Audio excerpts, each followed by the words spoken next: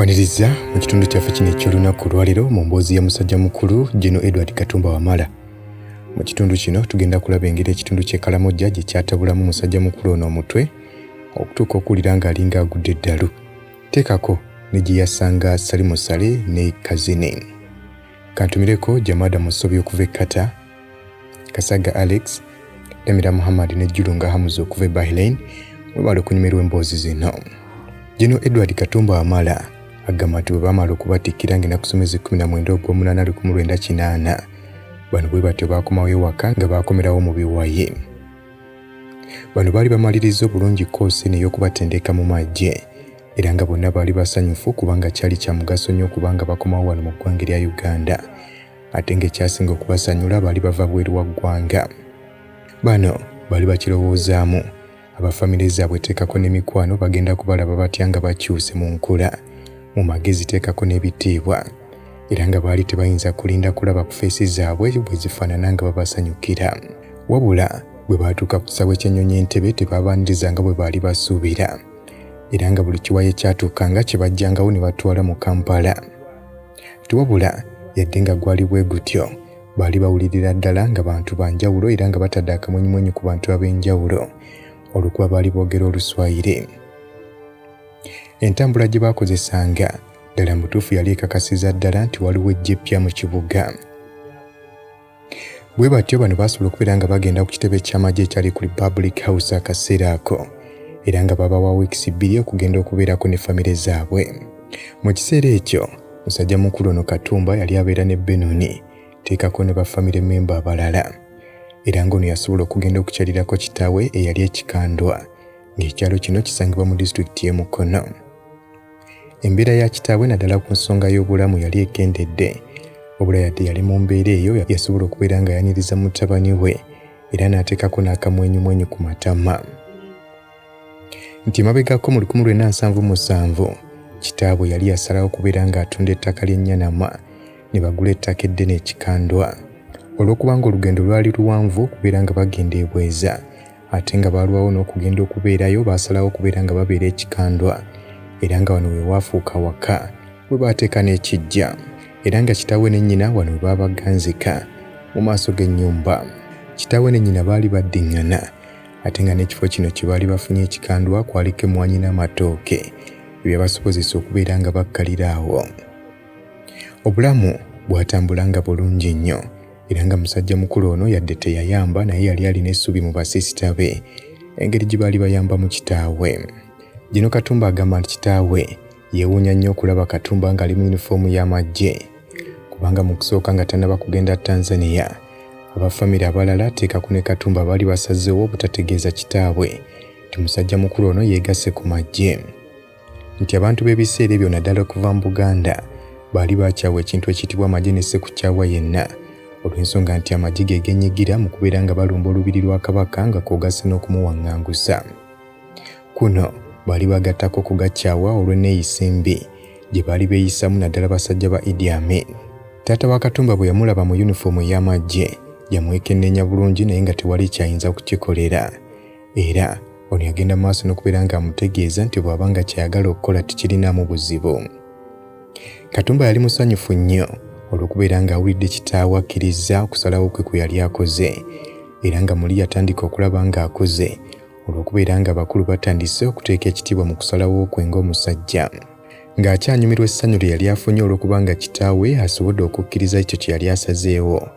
Yali muli tamanyi nti kitaawe kyokka asigazzaayo essasi eddala ly'agenda okumukuba. Katumba abaali awo kitaawe n'amubuuza obanga ddala mu butuufu agenda kubeera munnamagye w'Obote. Katumba agamba nti amazima gali nti yali tagenda kubeera munnamagye w'Obote naye yali tamanyi ngeri ki gy'agenda kigambamu kitaawe asobole okubeera ng'akikkiriza era nga talina ngeri gy'agenda kumukakasamu nti yagenda kubeera ow'amagye omulungi obutafaananako abo abaali balabiddwako nga beeyisa bubi. Katumba yategeeza kitaawe nti yagenda kubeera ow'amagye ga ggwanga so si musajja w'Obote naye nti amazima gali nti kitaawe yali talabawo njawulo wakati wa musajja w'Obote n'omuntu aweereza gavumenti. Gen. Katumba agamba nti abantu abamu balina obusobozi okunnyonnyola abantu ne bategeera ebyo bye babeera bagamba tuwabula ye yali talina ngeri gy'ayinza kutegeezaamu kitaawe bigambo bigenda kumuyingira ku mutima kakase bye yali amutegeeza. nti era okufaananako nga kitaawe yali musajja atali wa bigambo okuggyako okuba omusajja ow'ebikolwa era nga Katumba ateebereza ensonga lwaki yafuuka ow'amagye. Nga weeks 2 zimaze okuggwako ze baali babawadde okubeera n'ab'eŋŋanda bwe batyo baddayo ne bakuŋŋaanira ku Republic House okubeera nga babasindika we bagenda okukolera. Chief of Staff Brigadier David Oyito Ojok bw'atyo yajja n'ayogerako nabo nti Oyito Ojok ono engeri gye yali omusajja omuggumivu obulungi ng'embeera ze zonna za buduumizi olwayingira baati abasinga bonna olutiko ne lubamera nga baali ab'amaanyi bonna bakkakkana. David Oyito Ojok yabawa amagezi n'abategeeza nti abo bagenda okutwalibwa e West Nile balina okubeera abeegendereza olw'ensonga nti waliyo embeera etali nnungi nnyo mu nsonga z'ebyokwerinda olw'abasajja ba Idi Amin abakyaliyo. Ono era yabategeeza nti obusuubuzi bw'emmwanyi tebuli mu kutambula bulungi era abagenda okuteekebwa oludda olwo balina okuba nga bakimanyi. Wano we yasinzira n'abeera ng'ategeeza nti ayagaliza mikisa abo abagenda okusindikibwa e Karamoja kubanga tayinza kubakakasa nti obulamu bwabwe bugenda kubeera bulungi nga bagenze e Karamoja. Era bw'atyo n'abakuutira okubeera nti tewabaawo n'omu asala tawuni ey'Essoloti ng'akomawo e Kampala okuggyako ng'ayitiddwa ku kitebe ky'amagye. Gino Katumba agamba nti ebigambo ebyaddako byali byakumanya nti bamusindise e Karamoja ne Second Lieutenant Mutebi ng'ono oluvannyuma yafiira mu ambush bwe bali nga bamukyusizza ng'agenda e West Nile. Second Lieutenant Kaluhanga ne bajaasi banne be baamutira mu Barracks e Moroto. Ate ye Second Lieutenant Bigirwencha ababbi b'entaba Karamoja be baamutta. Second Lieutenant Mulali yali amanyikiddwa ennyo nga Suicide. Sniper omubbi w'ente mu Karamoja ye yamutta. Abalala be bamusindikayo nabo kwe kwali ne Second Lieutenant Joram Mugume kakati nga Major General mu ggye lya UPDF. Abamu ku b'amagye abaali ba senior be baasanga e Moroto mulimu Second Lieutenant Kalebu Akandwa naho muyite Salim Saleh Rufu, teekako Lieutenant Silver Tibihika, Lieutenant Matovu Katabalwa, Lieutenant Fred Lubereza, Lieutenant Lowumu ngono mu Karamoja nga kwoteeka ne Lieutenant Atia ngono naye mu Karamoja n'abalala. Commanding officer waabwe ye yali Lieutenant Colonel Peter Oboma ate intelligence officer waabwe ye yali Lieutenant Otim ngono yabawa akaseera akazibu. Okumanya otimu yali muzibu nnyo mu kukola intelligence. Bismillahirrahmanirrahim. Assalamu alaikum wa rahmatullahi wa barakatuhu. Nze Haji Kaboggoza omusomi w'edduwa ntereeza ensonga z'amaka ebyenfuna n'endwadde ezitategeerekeka. Haji Kaboggoza omusomi w'edduwa nsiŋŋaanibwa Ekitigoma ku lw'Ejjinja. Bw'obanga otuuse Ekitigoma mu ttawuni ku siteegi osobola okuba ku nnamba z'essimu ezo z'olaba zitambula.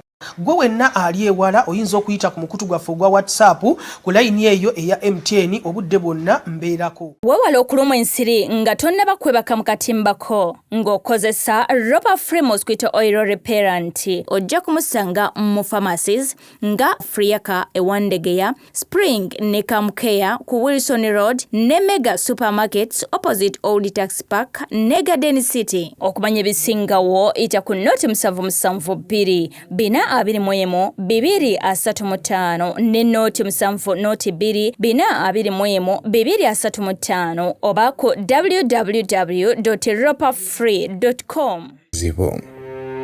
Okumanya otimu yali muzibu nnyo mu kukola intelligence yaketanga ku buli muntu yenna nga bano ne bwe baayogeranga boogezi n'abantu bali mu butaali musajja mukulu ono yamanyanga bye baabeeranga boogedde. Bano baasanga akaseera akazibu naddala mu mbeera y'obulamu obwa bulijjo. Nti bano bawulirizanga ku mawulire gokka mu biseera ebyokulya teekako n'okusaagamu nga bamaliriza okulya. Gino Katumba agamba obulamu bwali bukaluba nnyo era nga banne bangi abaali basindikiddwa mu West Nile baafiirayo nga bano baafanga mu ngeri etaategeerekeka mu myezi egyaddako ng'ate abalala bangi baafa mu myezi egyaddako mu kaseera olutalo we lwabalukirawo wakati wa GP erya UNLA teekako abakwata mundu aba former Uganda National Army oba bayita abafuna ne Uganda National Rescue Front oba giyite UNLF nga muno mwalimu abaali ab'amagye ga musajja mukulu Idi Amin Dada. Gino James Kazini omugenzi kigambibwa nti naye y'omu ku abo abaali abakwata mundu. Nti wabula ono oluvannyuma yasobola okubeera ng'awanika n'asala eddiiro n'adda ku ggye ly'eggwanga era ng'ono oluvannyuma yaweerezaako nga n'omuduumizi w'amagye ga UPDF. Gino Katumba agamba nti weewaawo bannaabwe abamu baafa amasasi ag'omulabe wabula ate abalala bannaabwe bennyini mu ggye lya UNL be baabattanga olw'endowooza y'ebyobufuzi etali nnungi bo gye baali balina. Ng'abamagye abaali bakyali abato bingi nnyo bye baali basuubira wabula bye bataatuukako. Nti bano tebaabaaniriza bulungi bwe baatuuka mu kitundu ekimolo tuteekako ne balakisi endala ezaali ez'eggwanga. Nti abamu ku b'ofiisa be baasanga e Moroto baali babawazi promotion olw'okuba nti beetaba mu kuggyako Idi Amin, nga bangi ku bo baali tebaasoma kimala yadde okutendekebwa okwali kwetaagisa. Nga kino kye kyabaleetera okulaba bano abapya baali baleeteddwa ng'abalabe olw'okuba bo baali balinako ebitabo ebiwera ateekako n'okubeera nga baali batendekeddwa ate ekimala. Era nga balala bano baali babakyawa lwa nsonga z'amawanga. Abasinga obungi mu bo baali bava mu masekati g'eggwanga lino erya Uganda, abalala nga bava mu Western Uganda. Kyokka ng'ate abasinga obungi mu UNL baali baluwo okuva mu mambuka g'eggwanga erya Uganda ne mu North Eastern Uganda. E Moroto, musajja mukulu ono Katumba bamuteeka mu company nga yali wansi w'obuduumizi bwa Captain Okoti. Ti musajja mukulu ono Okoti yali musajja mutendeke ekimala nga n'empisa azirina, era nga yali ayagala nnyo empisa z'alina n'obumanyirivu bw'alina okubeera nga abuteeka mu balala. Era ono tekyamutwalira bbanga ddene okuzuula musajja mukulu ono Katumba n'obusobozi bwe yali alina. Bw'atyo bwe yamala okumuzuula n'amusindika agenda akomandinga edipaatimenti y'e Nabila Tok, ng'eno yali mu maluzi 6 okuva mu kitundu eky'Emoroto. Buno bwe buvunaanyizibwa obw'okomandinga obwasookera ddala musajja mukulu ono bwe yafunanga ye omuntu yekka. Yadde nga abakulu bano abaali batendekeddwa mu nduli baali babatadde mu bitundu eby'enjawulo, wabula baagezangako nnyo okubeera nga boogerezeganya nga bakozesa zi landline ezaali ku bitebe by'amagye, kyokka nga naye okugendayo tekyabeeranga kyangu. Okuggyako nga basupervisa baabwe be baabeeranga babayise, ate oluusi nakyo kyatwalanga ekiseera. Jeno Katumba agamba nti singa baalina obusimu nga buno obuliwo obwa buli wendi nkufuna, kyali babeeredde kyangu okubeera nga bongera okwekuuma n'okwerondoola. Embeera musajja mukulu ono gye yasanga mu kitundu kino eky'e Karamoja agamba nti ddala mbutuufu yali yeeyo Brigadier Oyitojjoko gye yali ayogeddeko. Jeno Katumba agamba nti we yatuukira e Karamoja yasanga Bakaramoja bangi balina emmundu bye baali bajje mu balakisi ezaali ez'amagye ga musajja mukulu Idi Amin.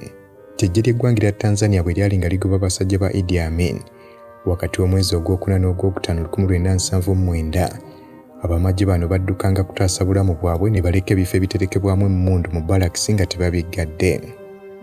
Nti ng'abantu ba bulijjo mu bitundu eby'enjawulo mu ggwanga nga bali mu kuluutinga ebintu ebikozesebwa waka eby'omu nnyumba ateekako n'ebirala eby'amasannyalaze, Bakaramoja baalinga badduka kuluutinga mmundu n'amasasi. Nti era mu kaseera kano baali balina ebyokulwanyisa ebiwererako ddala nga babikozesa okubba ente mu disitulikiti ezaali ziriraanyeewo teekako ne mu ggwanga erya Kenya. Nti ekirala eky'ennaku kwe kuba nti eggye ly'eggwanga erya Tanzania teryafaayo kubeera nga lijja emmundu zino ku bantu ba bulijjo abaali bazirina. Jeno Katumba agamba nti bye yalaba mu ttendekero ly'amagye ejjinja ateekako n'emmonduli byali bitono nnyo ku ebyo bye yasanga e Karamoja. Nti abasajja abakulu okutambula obukunya nga balina emmundu zaabwe yakirabanga kintu kya njawulo nnyo. Omukulu ono yali tatambulangako kusukka Mbaale, naye bwe yatambula n'atuuka e Karamoja yagenda okulaba nga ebiriyo byewuunyisa, yagenda okulaba nga mbutuufu kino kya bulalu kyennyini. Mu mmotoka mwe yali ya kitongole ekya World Food Program, era yali ali mu kumuvugako yamutegeeza nti ekyo kyalabye alina okubeera nga akimanyira kubanga abantu baayo bwe batyo bwe bawangaala.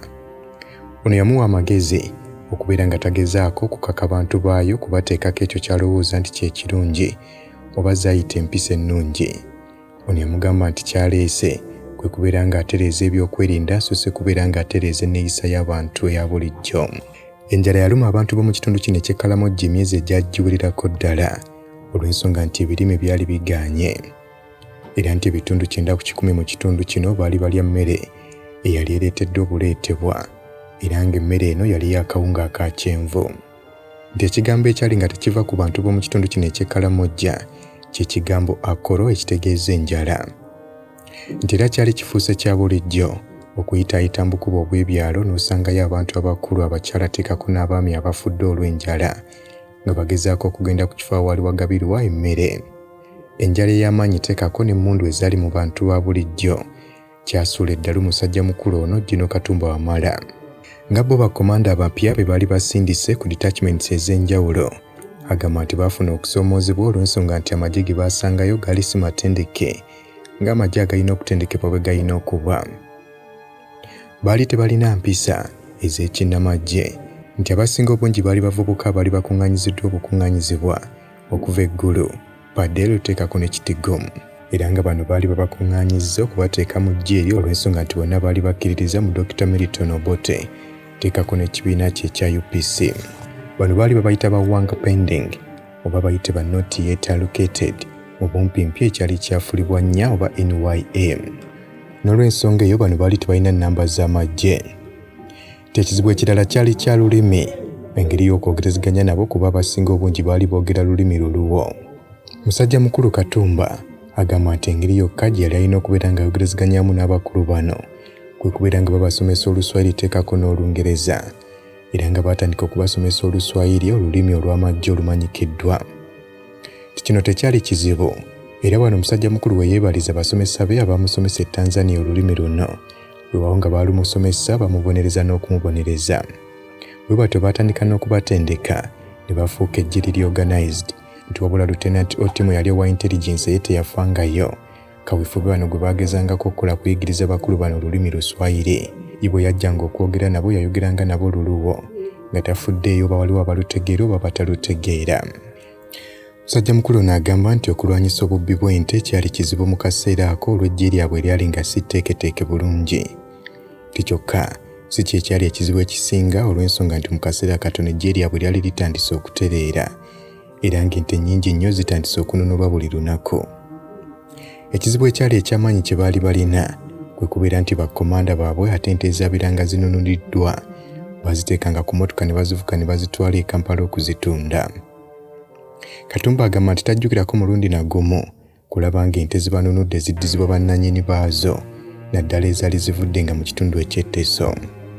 Nti kino kyatataaganya emirimu gyabwe olw'ensonga nti basajja be bangi amaanyi gaabaggwaamu wabula olw'okuba nti baali ba second lieutenant bo baali tebalina buyinza kubeera nga babonereza bakama baabwe.